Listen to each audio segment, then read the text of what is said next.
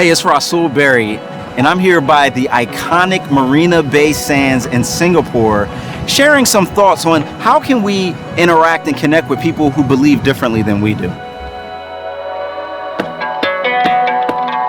Singapore, the most religiously diverse nation in the world.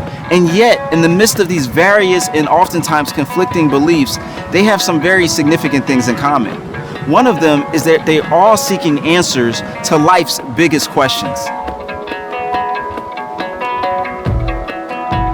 You know, being here reminds me of a time when I was on this college campus and this person came to a Bible study I was leading. His name was Rahman.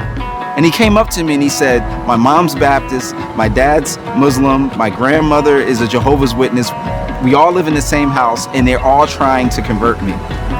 I just want to know what the truth is. Like Rahman, Singaporeans live in a small house with a lot of different conflicting beliefs. In Acts chapter 17, we see the Apostle Paul gives us a model for what that looks like.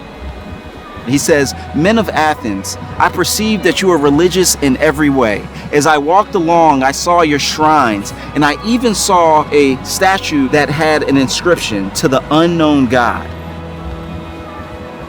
Notice what Paul does there. He, first of all, commends them for their sense of spirituality.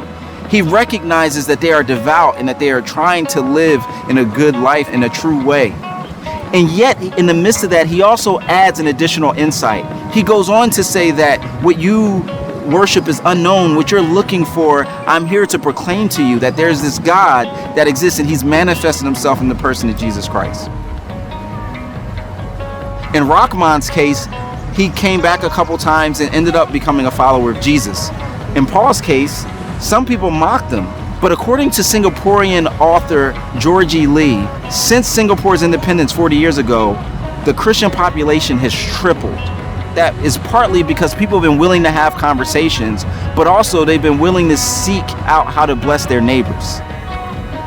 When we look to try to share, yet at the same time try to support and help people out regardless of where they are and where they believe, then we see a type of spirituality that will truly transform us and our world.